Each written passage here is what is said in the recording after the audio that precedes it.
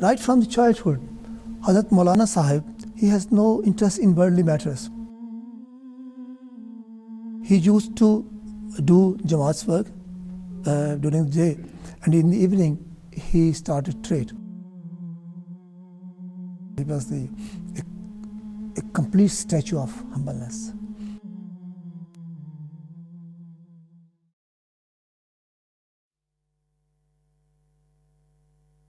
A'udhu billahi minash shaitanir rajeem. Bismillahir rahmanir rahim.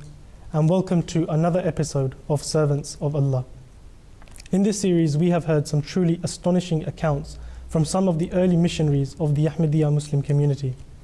We have spoken of their immense sacrifices, dedication, and particularly their love and passion to serve Islam and Ahmadiyyat.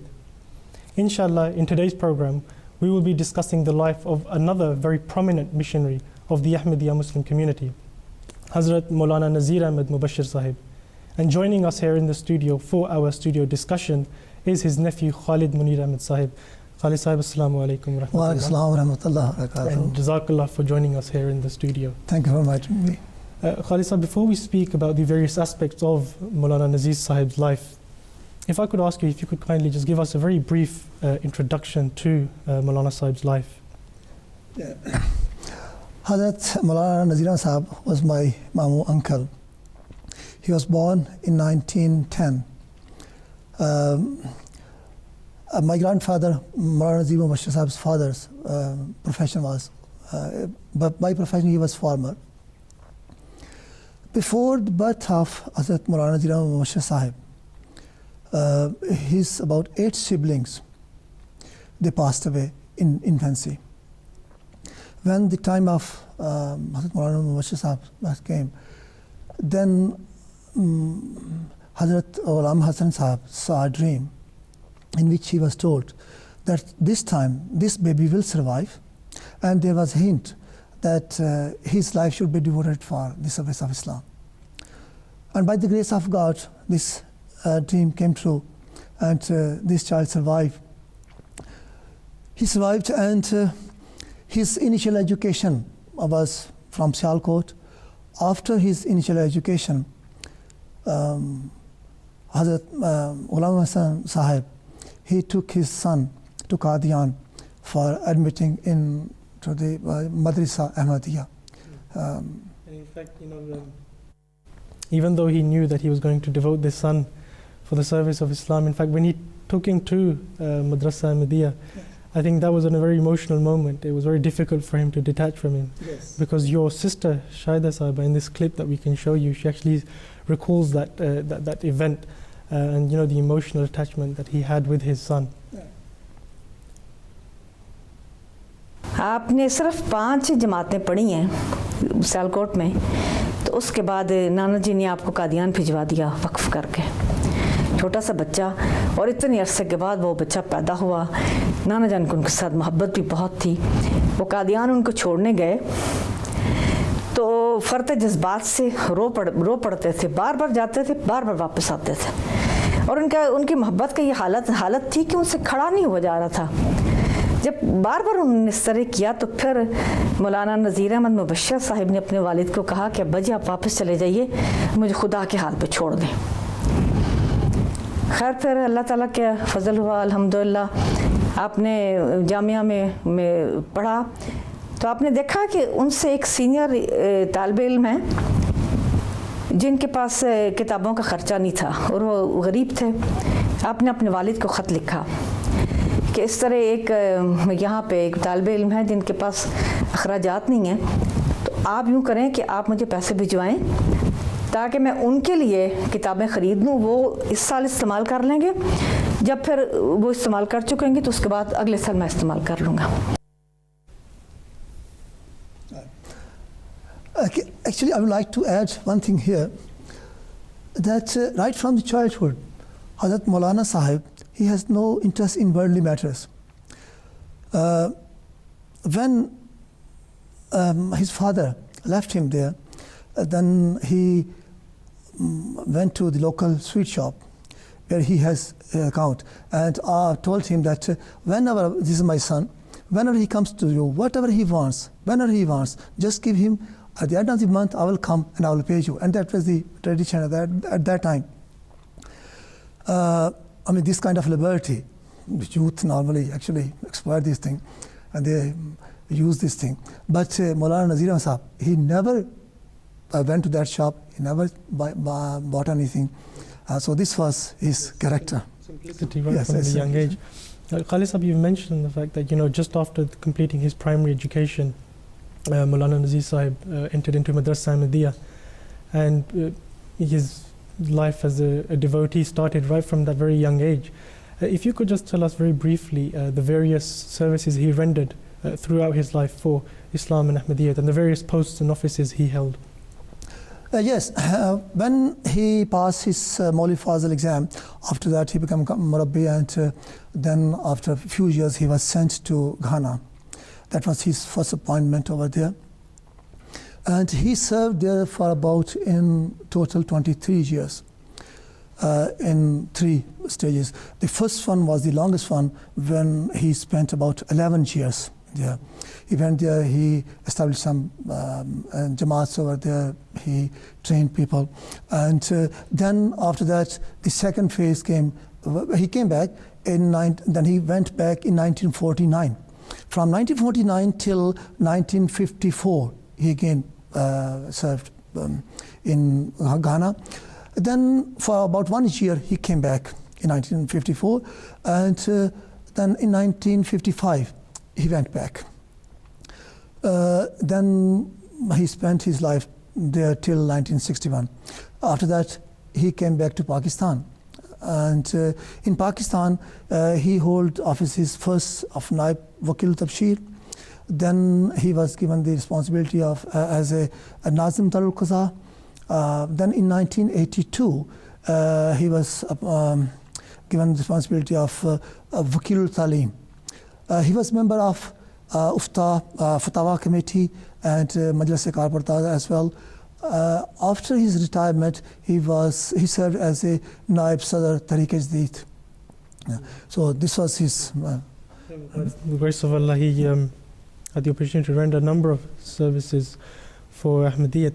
But you just mentioned that he spent almost 23 years in Ghana. Yes. If you could just elaborate on that, I mean, this is obviously a significant part of his life in Ghana. If you could just tell us a little bit more about his time in Ghana. Yes.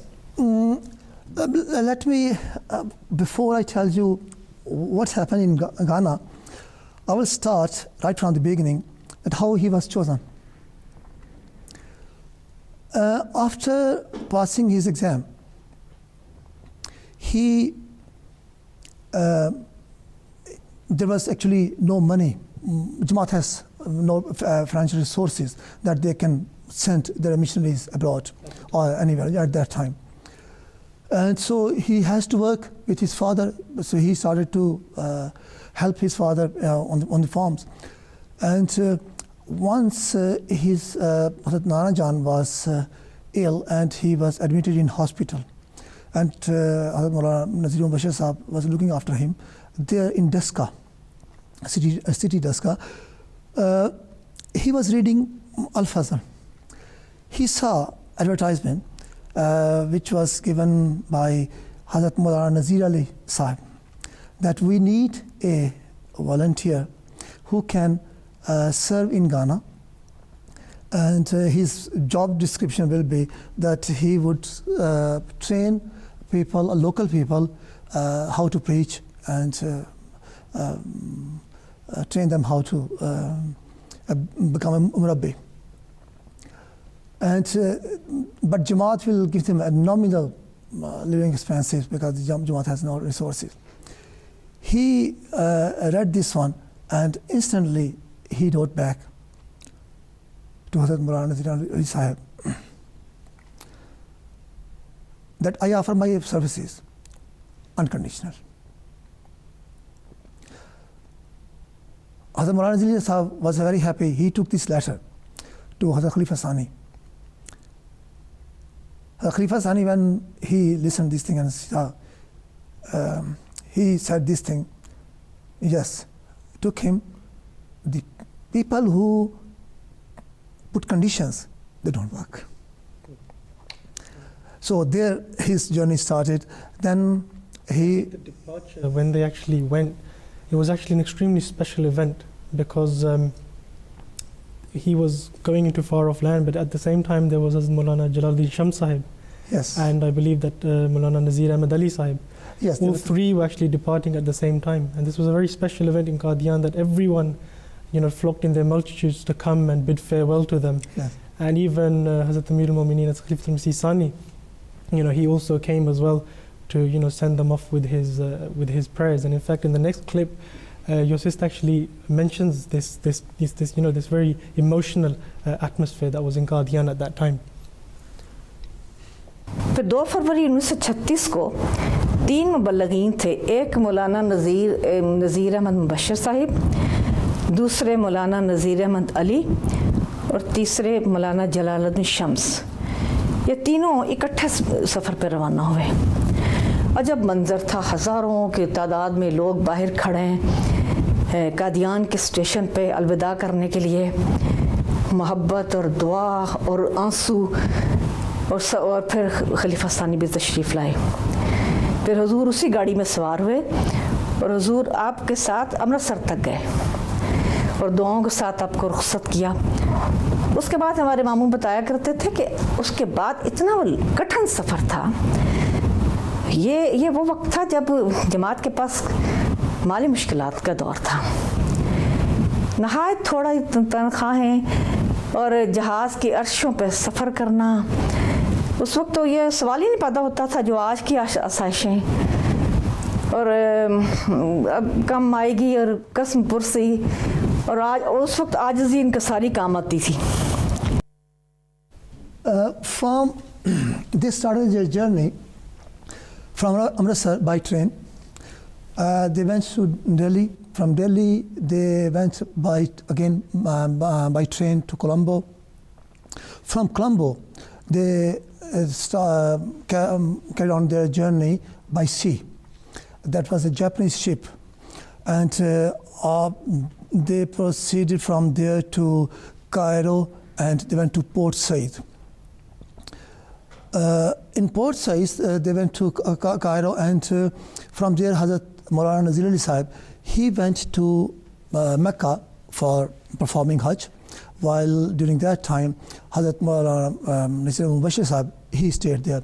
And during their stay, he visited Azhar University. There he was having chat with local students. And when he was talking in Arabic, when the student, he knew this thing, that he asked actually, where did you learn this Arabic from? He said, I learned this from Qadian, which is a remote village in India. And he was so surprised that the man in that area, and he's speaking so high standard of Arabic. He engaged himself in preaching over there as well. In the meanwhile, then when Maulana Nazir Ahmed Sahib came back, then they started their journey to Ghana. They arrived in Ghana after a long distance of journey, which was mainly by road. And there he started his job. His first actually address was in Arabic to the local people. Then he started to train them. And he explained to them different issues like Khatm al-Nabiyyin, the advent of Messiah, the death of Messiah, all these issues. And he wrote over there a book in Arabic. His name was Al-Qawlul Sari Fil Fi Zuhur al-Mahdi. That was in Arabic, which addressed all these issues. This book actually has been after that published, and it was very popular in Arab countries.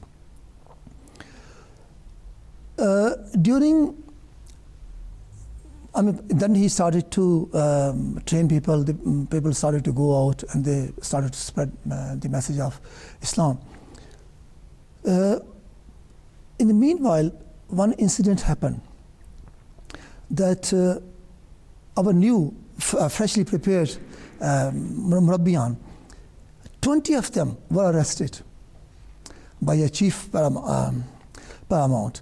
And Hazrat Maulana Nazir Ali Sahib sent Hazrat Maulana Nazir Ahmed Sahib to go and ask him that why this chief has arrested these people. He took 2 local translators, because by then his English was not that high and he was reluctant to speak. He took 2 translators and he went to the chief, and first he introduced himself, and then he told about the teaching of Islam. Then he inquired that what is the crime these 20 people have committed that you have arrested them. He said that, look, they are illiterate people. They have no right to preach. And Maulana Nazir Ahmed Sahib asked him that, sir, can you tell me one thing? What do you think? Who is more clever, farmers or fishermen? He said, farmers. He said, if the followers of Hazrat Messiah, they were fishermen, they had right to preach, then how come these people cannot preach? He was a Christian person, he understood this thing. Then he said, okay, and then he released them.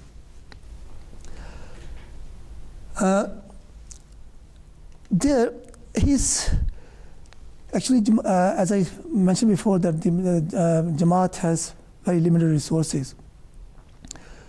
His routine was this, that he used to do Jamaat's work during the day, and in the evening he started trade. The trade he started like this, that he wrote letter to his father, that because he was from Pakistan, from Sialkot, which is very famous for the sports goods, and he asked him that if you can arrange to send some sports goods to here, then I will sell here and will make some money. He sent a consignment, and luckily he met a Syrian trader who bought his import, and he started to sell. So in this way they started to earn money, and by the grace of God, it was the great, there was so much profit that he didn't have any need to get any money from even from his father or from Jamaat. Not only this thing, he collected money that when there was the time that Hazrat Khalifatul Masih II, he sent Maulana Nazir Ali Sahib to Sierra Leone, and at that time again there was no money. So Hazrat Maulana Nazir Sahib, he paid out of his pocket all the expenses for Hazrat Maulana Nazir Ali Sahib's journey, and the other, I think at that time they asked for a surety as well. So he gave the money.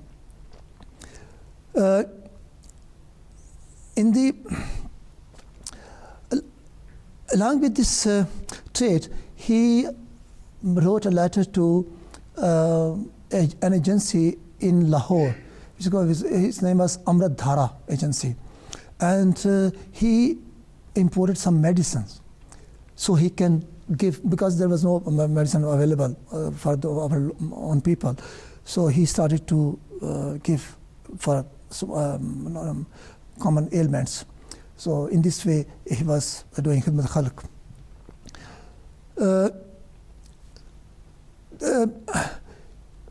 There was one more incident that when Hazrat Maulana Nazir Ali Sahib was about to depart for Sierra Leone, and Hazrat Maulana Nazir Ahmed Sahib, he was naturally a bit worried that because he was working along with him, and he said that, look, you are leaving me alone here, and my language is not up to that standard, especially in English, that I can manage all these things, and I am a bit worried.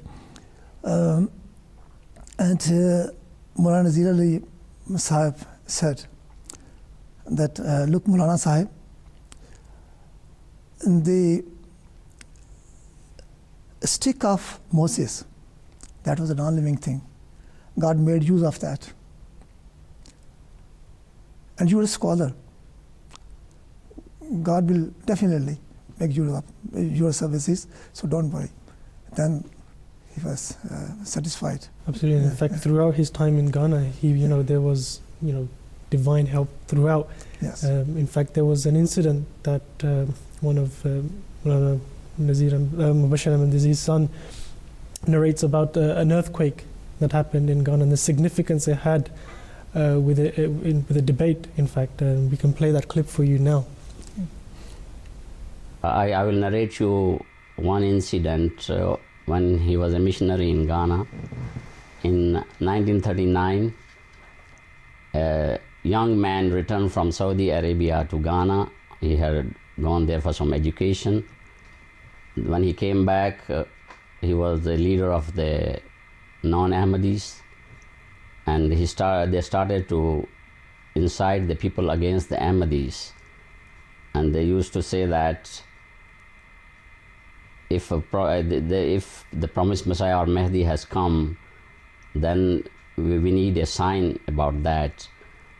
My father invited the man to have a munazara or debate, and they declined to have a debate. They said they just wanted a sign, and for them the most important sign was an earthquake. They said that will be the sign of Mahdi. So my father went back to Salpon, which was the headquarters, and he distributed various pamphlets regarding the signs of the coming of the promised Messiah and Mahdi. And then they arranged for a general meeting to discuss those signs and about the coming of the promised Messiah.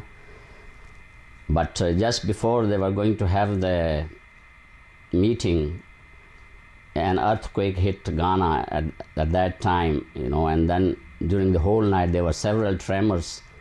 So by the grace of God, that was a big sign. So the next day, the people who were non-Muslims, they told the non-Ahmadis that you were demanding a sign, so you've seen a sign. So by the grace of Allah, after that, a lot of people converted to Ahmadiyyat. So that's one of the incidents. Otherwise, there are other incidents, but this is one of them I wanted to narrate to you. Khalis, there are many faith-inspiring incidents in the life of Maulana Nazir Ahmed Bashir Sahib, which suggests that he had a very strong and a very close relationship with Allah the Almighty. If I could ask you if you could just shed some light on this aspect of his life in terms of his link and relationship with Allah the Almighty. Yes, by the grace of God, he has very close relationship with God right from his youth. When he passed his, when he did his exam, and after that there was some time that they were waiting. He was waiting for results. That was the final exam of Mauli Fazl, which was quite a tough exam. And he was at that time touring the different majalis of district Sialkot, and he was leading a prayer, a Zuhr prayer, in Pasrur, in city Pasrur, and in the Sajda, he heard this voice, Nazir Ahmed pass. Not only him, the same voice was heard, one of the congregant, Hazrat Muhammad Hussain Sahib. And within those days, actually, his father saw the same kind of dream when he saw a tablet on which, with golden ink, it was inscribed Nazir Ahmed pass. And by the grace of God, he passed. In Ghana, from our local school, the teachers of our local school, they came to Maulana Sahib, and they asked him to address scholarly people who were holding offices, and those majority of them were English. Hazrat Maulana Sahib was reluctant to address, because he said that I can talk face to face, I can talk in villages, but speaking in front of scholarly people who are quite educated, my English is not up to that standard. but they were insisting. They said, okay, give me 1 week, let me pray to God, and then I will give you answer. He prayed to God. He continuously prayed to God for 1 week. Then his heart got satisfaction that yes, then after that he decided that yes, I will speak. On that day, he went, the topic of the speech was, which religion is universal, Christianity or Islam? He started by with the name of Allah, and then he said that when I started, after that, I don't know where the words were coming from. It seemed to me as I am speaking my own language. He delivered his speech. After that, there was a question-answer session. So many people asked questions. He satisfied all of them. One question was very interesting. One priest asked him that majority of your references were from Bible. Why haven't you quoted any of your Quran reference?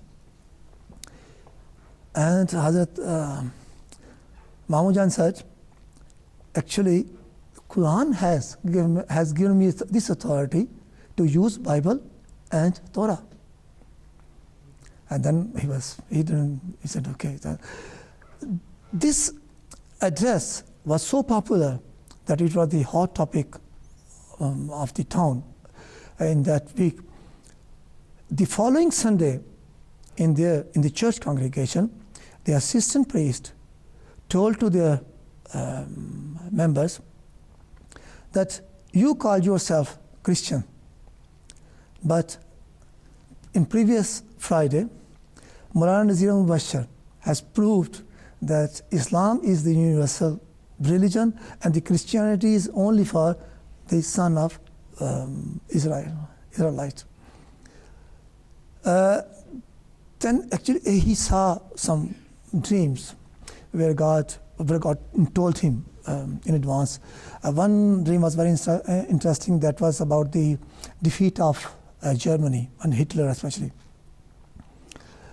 During Second World War, he saw a dream. He saw in dream that there are two bulls. One is quite heavy and powerful, and the other is a bit skinnier than the other one. And they are in a marsh place. And he said that in dreams he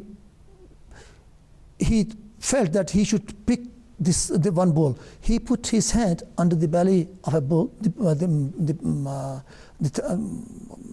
a stronger one, and he lifted it. When he lifted it up, he shrank in the form of a mouse. Then, from his heart, he was told that this is the Hitler. He did the same thing. He picked the other bull, and he again shrank into mouse. And then again he felt that this is a Mussolini. The next day he told his dream to Ahmadi people, and he said that I think that the Hitler and Mussolini will be defeated, and the same thing happened.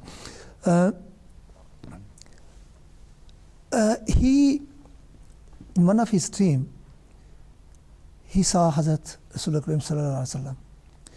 He saw that there is a kind of, it looks as if it's a day of judgment, and Hazrat Rasulullah sallallahu alaihi wasallam is facing towards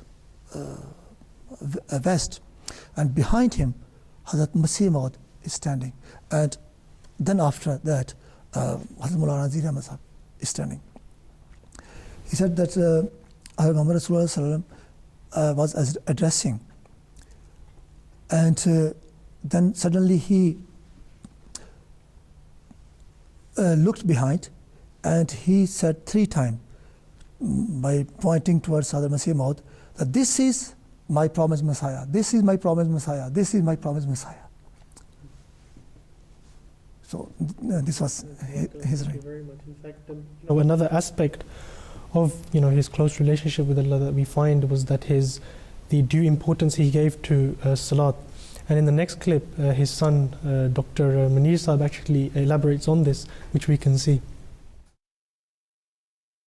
پھر ایک دو اور باتیں بھی یاد ہیں وہ کتنا ان کو نماز کا جو ہوتا تھا وہ اتنا زیادہ ہوتا تھا کہ ایک دفعہ نہیں بلکہ دونوں دفعہ ہی آپریشنز ہوئے ان کے. ایک دفعہ سرگودا میں ہوا پروسٹیٹ کا.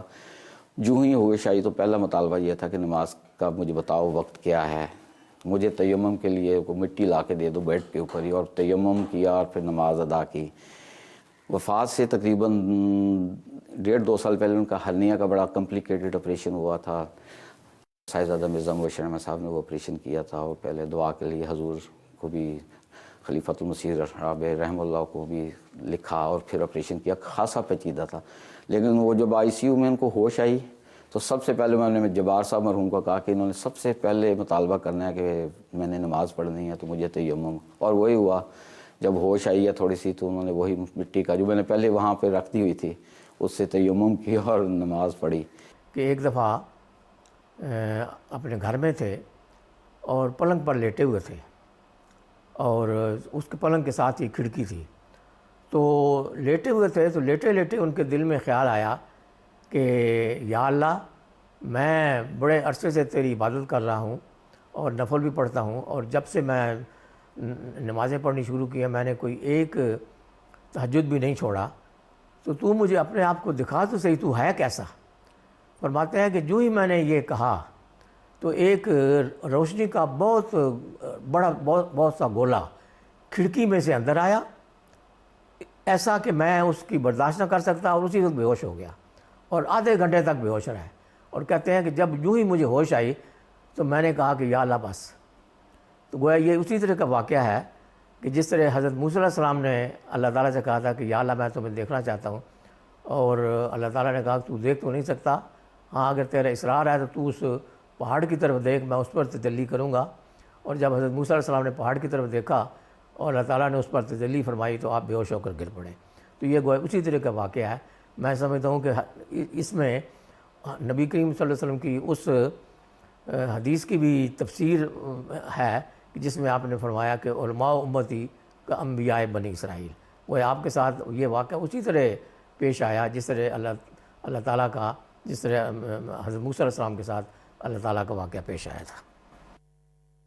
All these incidents that are being narrated, in fact, this is all purely down because of the immense relationship with Allah the Almighty and their obedience to and subservience to the Holy Prophet Muhammad sallallahu alaihi wasallam and the Promised Messiah alayhi salatu wasalam, and their strong obedience and attachment to Khilafat Ahmadiyya, that God showed these great signs and these incidents of divine help. And one thing, we've interviewed many people on this program, and the one thing we find common in everyone is that their relationship with Khalifatul Masih and their complete obedience to him. And this was something I wanted to ask you about Hazrat Maulana Nazir Ahmed mubassher. I mean, his relationship to Khalifatul Masih. He served under 3 Khulafas, Khalifa Sani, Khalifa Salis, and Khalifa Rabi. For Muballigh, obedience is one of the most thing.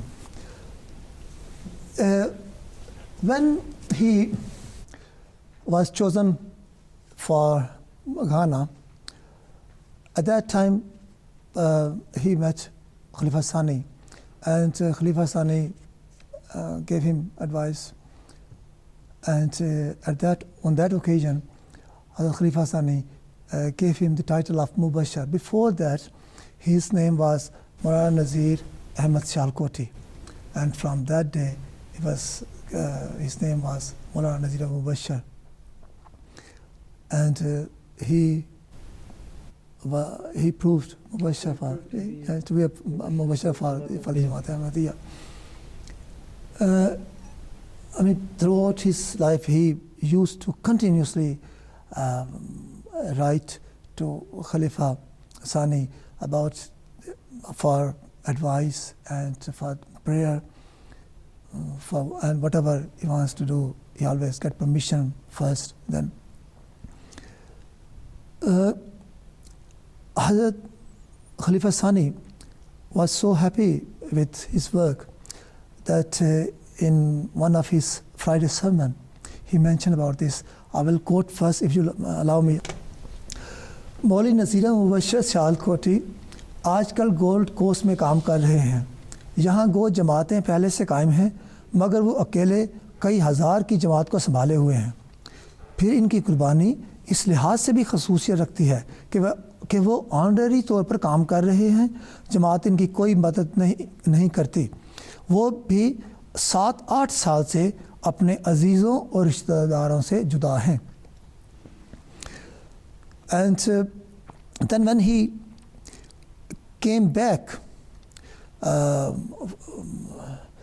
after 11 years, and then a dinner was organized in the honor of Hazrat Maulana Nazir Ahmed sahib, where Hazrat Khalifa Sani was present, and there he mentioned one more thing, but I will give you first the background of this thing, that in Africa, in Ghana especially, there was no concept of minarets, or they used to have a mosque, but they don't know how to build minarets. Hazrat Maulana Nazir Ahmed sahib, they showed him by making a minaret with clay, how to make it, and then they made the minarets over there. And Hazur was very happy on this occasion. He mentioned this thing with these words, that वो कौमें जिनकी तादाद हमसे कहीं ज़्यादा है, इन्हें ये सआदत हासिल नहीं, और मौलाना नज़ीर मुबश्शर को इस इमारत की बुनियादी ईंट बनने की सआदत हासिल हुई. It means that those nations who were far more greater in number than us, they could not achieve this thing which alone Maulana Nazir Ahmed mubassher has achieved. Which was, he was actually referring towards the minarets and the built. This is a very profound statement, because obviously from what we learn from that is that, you know, the actual introduction of minarets in Africa was actually introduced by Hazrat Maulana Nazir Ahmed mubassher sahib. Yes. Khalid sahib, apart from his immense love for Allah the Almighty and his unconditional obedience to Khalifatul Masih, as you have just mentioned, Hazrat Maulana Nazir Ahmed mubassher was a man of many qualities, and in fact in our next clip his son actually speaks of the various qualities that he had. अल्लाह के अलावा डरते नहीं थे वो, इस मसले में एक बड़े जगह पे बहादुरी से उन्होंने मुकाबले किए हैं. और एक और बात जो इसी ज़माने में कि है तो वो घरेलू, कि वालिद साहब का झगड़ा हो गया एक हिंदू से लेन देन पे, बाग कोई बेचे तो उसमें तनाज़ा हो गया, हिंदू ने साफ इनकार कर दिया, मैंने फ़ैसला यहाँ से नहीं करवाना. वो काजी मार साहब, मार गुलाम हसन मेरे दादा का नाम था, कि गुलाम हसन जब आपका बेटा मदरसा अहमदिया में जो पढ़ता है कादियान से वो आएगा तो जो वो फ़ैसला करेगा मैं वो मानूंगा. हमारे वालिद साहब भी जब आए तो उन्होंने जब सुना तो अपने बाप के ख़िलाफ़ फ़ैसला दे दिया, क्योंकि हिसाब किताब का फ़ैसला था, जब देखा तो बाप के ख़िलाफ़ फ़ैसला दे दिया. वालिद साहब ने जब ये फ़ैसला दे दिया तो ज़ाहिर है एक उनको थोड़ा सा ये भी हुआ कि मुझे शायद झूठा कर दिया इसमें लेन देन के मामले में. तो मेरे दादा जो है ना वो नाराज़ हो गए, नाराज़ हो के तो तीसरी मंजिल पे चले गए और सख्त नाराज़. मेरे बेटे ने मुझे कहीं का नहीं छोड़ा कि मेरे ख़िलाफ़ फ़ैसला दे दिया. तो जो और बुज़ुर्ग थे ख़ानदान के, उन्होंने आके कहा कि मार साहब आपको तो फ़ख्र से चलना चाहिए गलियों में. वाइस सब ये बातें हो रही हैं कि वाह मार गुलाम हसन का बेटा देखो कितना इंसाफ पसंद है, उसने परवाह नहीं की, हक़ में फ़ैसला दिया है और अपने बाप के ख़िलाफ़ फ़ैसला दे दिया. जब ये बात उनके ज़हन में आई तो फिर दादा को वाकई इस बात का एहसास हुआ. फिर आके तो वालिद साहब भी डर के मारे जाके तो मस्जिद में कहीं सो गए हुए थे, वहाँ से फिर जाके बेटे को प्यार से बुला के लेके आए. कहने लगे नज़ीर अहमद तो मेरा सिर ऊँचा कर देता है. आपका लिबास बहुत ही सादा था और हमेशा ही सादा रहा, एक ही किस्म का लिबास पहनते थे.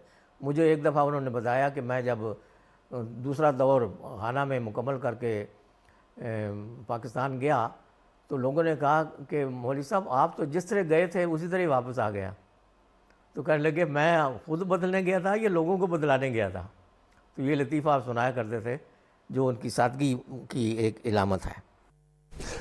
I would like to add one more thing, and this is the incident in Ghana. which shows his simplicity and his humbleness. He was fond of gardening, and he actually took some seeds from Pakistan of vegetables, and he started to grow there for his own vegetables like okra and all these things. He was working in the mosque garden, and he was wearing simple clothes. I think he was wearing just vest and a long short. A priest came. He was looking. He came and he asked him that I have heard about Maulana Nazir Ahmed, who is a murabbi here. Can I see him? And Maulana Nazir Ahmed said, yes, I am Nazir Ahmed. And he was actually shocked. He mumbled these words, oh, great. This person, who is a statue of humbleness, am I really worthy to have a debate with him? And he went out. Mamujan tried to stop him. He called him, but he didn't stop. He went out. Throughout his life, we have seen he was so simple.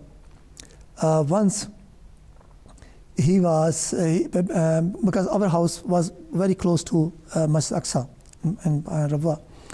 And he came there. After that, he was going to a meeting, and my father told him that Maulana Sahib, you stay here, and because you have to go, why will you go back and then come again?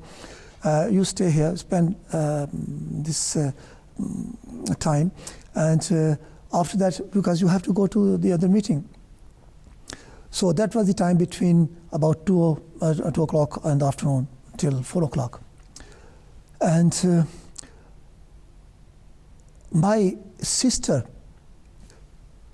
she turned on cooler, desert cooler we have for cooling, just like air conditioning system.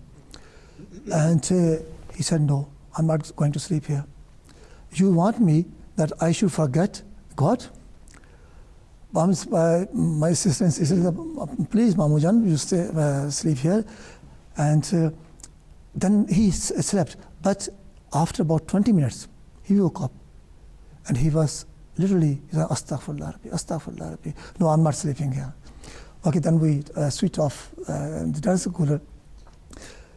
Then when he woke up, then that was about the Asr prayer time. And my father told my sister that fill the buckets so your mamu can take a bath. She filled 2 buckets in the bathroom and said, Mamujan, you can have a bath. When Mamujan took bath, and she realized that Mamujan has used only 1 bucket. And she asked, Mamujan, you have used only 1 bucket. And he said to her, this much water is enough for a buffalo. And you want me to use all this water? Then he told her that Hazrat Rasulullah even advised to a washerman that don't use the water, only use the water whatever is required. And by a stream. Yes. Yes. So this was his life. Throughout his life, we never saw him that he was so simple, so humble. Yes. His clothes were just normal and always, I can say, were old and worn off clothes. But he never felt anything ashamed. He said, no, I'm fine. Khalid Sahib, you were the nephew of Hazrat Maulana Nazir Ahmed Sahib. So you obviously had the opportunity to see him very closely, particularly at home. If I could ask you, how was he at home in terms of his, with the upbringing of his children, the kind treatment towards his wife, as a loving father, husband? If you could just elaborate on that aspect of his character. Hazrat Maulana Sahib was very kind nature. He I haven't seen him shouting on anyone or raising his voice. He always looked after his relatives, his wife, his children. Interesting thing is that when he was child, he was nursed by many women because he was allergic to his own mother's milk. So due to that thing, he has so many foster mothers and certainly foster sisters. Whenever he would go back to Sialkot, he made sure that he visited them, and he always took gifts for them, and he always treated them as his real sisters. So this was his attitude with other relatives was the same. In fact, when we were speaking, we interviewed his son as well, Dr. Manisab. So he also related some very interesting memories that he had, which we can play here for you. जी, वो ज़िंदगी में उनकी जो ज़्यादा वक्त था वो तो हमारे बगैर गुजरा, क्योंकि मैं तो काफ़ी देर बाद पैदा हुआ. कुछ यादें जो ख़ुद उन्होंने बताई और कुछ जो मुझे याद हैं वो बचपन से ही शुरू होती हैं. जब एक बच्चा छोटा होता है तो उस वक़्त उसकी जो छोटी छोटी यादें होती हैं, मसरूफ़ियत उनकी बहुत होती थी, लेकिन उसके बावजूद भी जब भी वो बाहर दौरे से आते थे, जमाती दौरों से, मेरे लिए चॉकलेट, वो खिलौने ला के देना, वो मुझे बहुत अच्छी तरह से याद है. प्यार का उनका ये तल्लक. फिर वो भी मुझे याद है जब वो उंगली पकड़ के मुझे मस्जिद में लेके जाया करते थे. मैं छोटा सा था, जाके करता तो मैं वहाँ नासमझी में शरारतें था, लेकिन वो तमाम ये छोटी छोटी शरारतें जो हैं, बाज़ औक़ात वो काम कर रहे होते थे दफ्तर में, तो उस वक़्त भी मैं शरारतें करके थोड़ा सा उनको जाके तंग ही किया करता था काम में मुखिल होके. तो वो सारी ये छोटी छोटी शरारतें जो हैं वो मेरी नज़रअंदाज कर देते थे. सालगिरह पे हमारे तो ये नहीं है रवाज कि हम सालगिरह मनाएं, लेकिन एक बात थी, जब भी मेरी वो बर्थडे होती थी तो वो कहते थे ये पैसे लो, जाओ और किसी सदक़े की मद में नादार तलबा वगैरह को में वो वहाँ पे जाकर तो अपनी पढ़ाई के लिए जमा करा दो. मेरी वालदा का बीवी होने के नाते से जो उनका सलूक था वो इंतहाई एक एग्जाम्पलरी था, मिसाली था. कि एक घर उनका ये होता है कि जब मैंने पहले भी बताया कि पूरी तनख्वाह ला के तो वालदा को दे देते थे कि ये घर तुमने चलाना है, तुमने जैसे चलाना है. और इतना एतमाद होता था और होता था कि वो अपनी जेब में पैसे भी नहीं रखा करते थे, कभी ज़रूरत हो तो फिर दोबारा वालदा से ही मांगा करते थे. उन्होंने पूरा जो है उनके ऊपर जो है एतमाद जो है सारी ज़िंदगी रहा. हर ज़िंदगी का जो है फ़ैसला मशवरे से किया करते थे, क्या करना है, घर कैसे बनाना है. थोड़ी आमदन में दोनों मियाँ बीवी ने आपस में मिलके तो बड़ा अच्छा जो है एक इज़्ज़त के साथ जो है वो हमारा जो है घर का जो है ना सारा वो चलता रहा. कभी भी वालदा का इतना ख्याल रखा करते थे. बहुत कम आमदनी में भी वो कोशिश करते, जब घाना में थे तो एक दो दफ़ा बड़ा कीमती सा वो वालदा के लिए तोहफ़ा ले आए, जो था कोई एक सूट था. तो वालदा ने कहा क्यों इतना कीमती ले आए? कहते मेरा दिल करता था, क्योंकि आज वहाँ पे सफारत खाने में एक तकरीब थी तो वहाँ पे मैंने ये देखा था कि ये एक वहाँ पे एक बीबी थी, शायद उनकी होगी सफ़ीर की, तो उन्होंने पहना हुआ था. तो मैंने कहा कि क्यों ना मैं वो, यानी इतना वो ख्याल रखते थे कि वो इतना कीमती तोहफ़ा भी उनके लिए ले आते थे, चाहे वो एक महदूद आमदनी जो थी वो उनकी होती थी. Khalid Sahab, waqf essentially means to give up all the comforts and the luxuries that one has. And in such circumstances, the role of the wife is particularly pivotal. And we find that Hazrat Maulana Nazir Ahmed Sahab's wife played an outstanding role in her support to her husband. And in fact, if we continue with this particular clip, Dr. Manisab actually mentioned some very interesting incidents and aspects of her character, which show that the outstanding role that she played to support her husband in his waqf.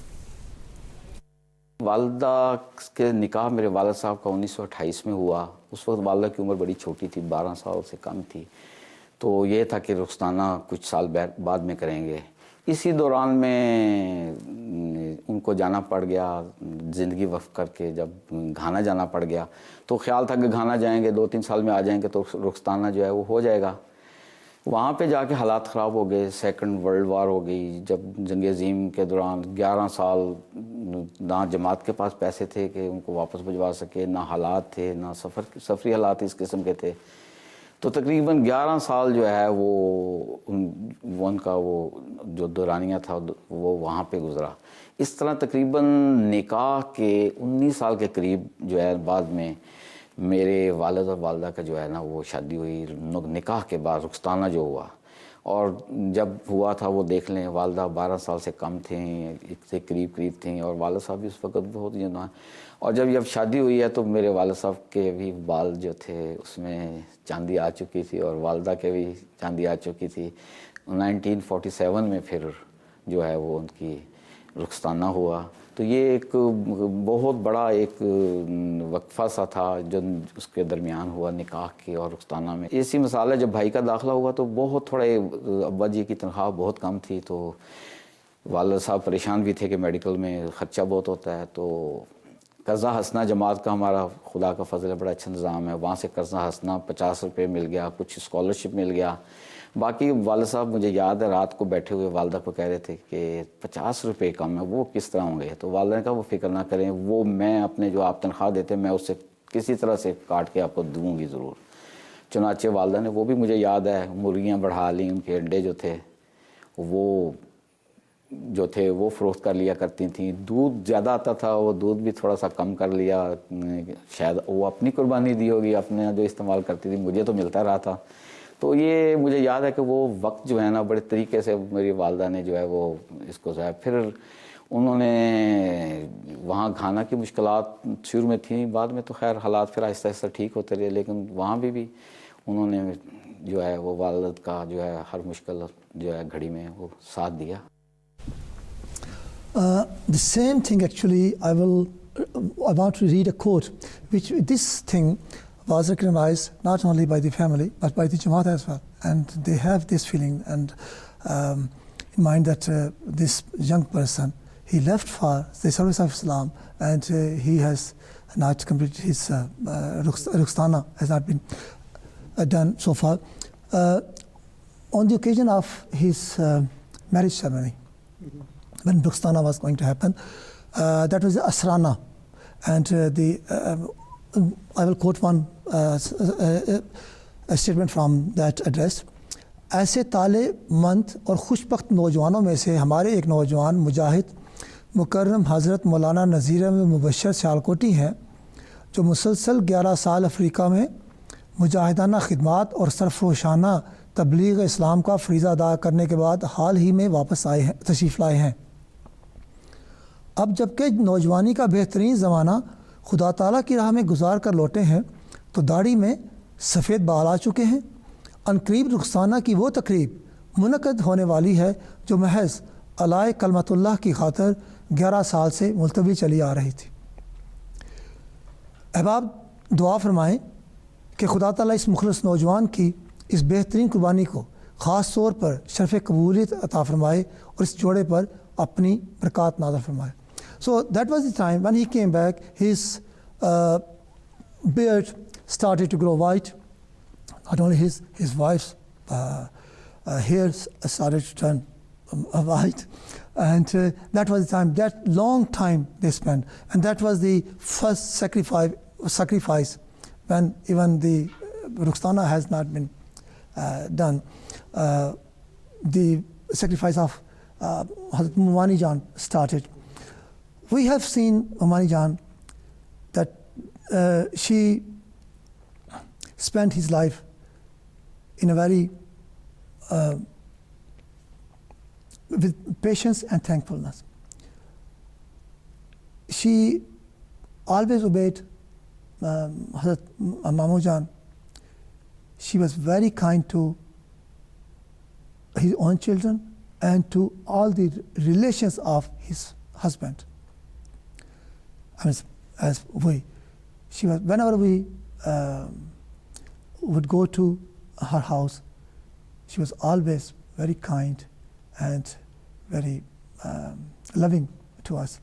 I remember on occasions of Eid, she used to bring on that night, on that moon night when we saw the moon, she used to bring gifts Eidi for us. I will never forget that. She, when we used to go there and we saw that the small children, especially girls, they come after Asr prayer and the Mami Jan teach them Quran, and sometime the girls come to learn English and other mathematics or something, and he regularly helps them without any money, without any. It was not a commercial basis, but just to help the local mohallas. So this was her life. Alisal, thank you very much. We're almost approaching towards the end of the program, and though it's very difficult to, do justice to someone's life in just an hour's program, but nevertheless you have narrated many incidents that indeed are very faith-inspiring. If I could just ask you if you could relate some of your fondest memories that you have of Hazrat Maulana Nazir Ahmed Mubassher. Whenever I saw him, you will see people, if they are sitting, then they will sit silently. His silence was this: Astaghfirullah Rabbi min kulli dhanbin. Mustafa pe tera durud salamat. This was his silence. But whenever he is silent, he was not silent, he was saying Durood Sharif or Astaghfirullah Rabbi. So this was his habit. He was gardening, he was fond of gardening. He used to do gardening in his lawn, and he is saying the same thing. He is talking to us, and suddenly there is a pause, and he started to say Durood Sharif. He was very kind. He taught me personally the tricks of gardening and farming. I learned so much from him. He was a role model for me. He was like a father. Even after the demise of my father, he was the eldest, and he was like a father. We always go to him and get advice, or say a prayer. And I remember once, my elder sister, she asked Mamu Jan that please pray for me. And he said in a bit annoying voice, do I have to ask you to pray? It means that I always pray for her, remember you in my prayers. So this was personality.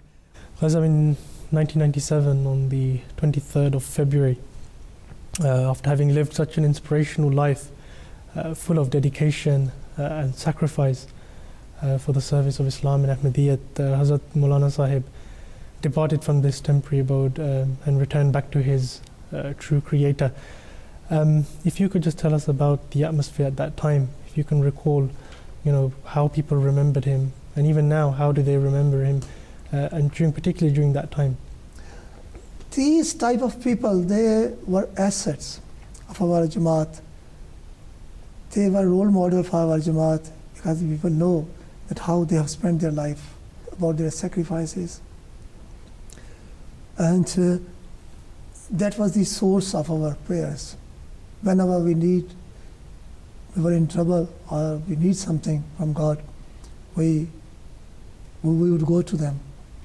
And that thing we will not get back. We won't get it back. So now people are deprived of this thing. And that was the thing people actually talked about, that no, we won't get this thing. Personally, if you ask me, then when I heard that thing, at that time I considered myself that I have been orphaned again. So whole Jamaat, they remember him. I remember on the occasion of when Hazrat Khalifatul Masih Rabe announced his death, and he was about to say his Dua Janaza Ghaib, he quoted reference, and in which he said that he was a complete statue of humbleness, and he has a special relationship with God. Qari Sahib, Jazakallah, thank you very much for giving us an invaluable insight into the life of Hazrat Maulana Nazir Ahmed mubassher sahib.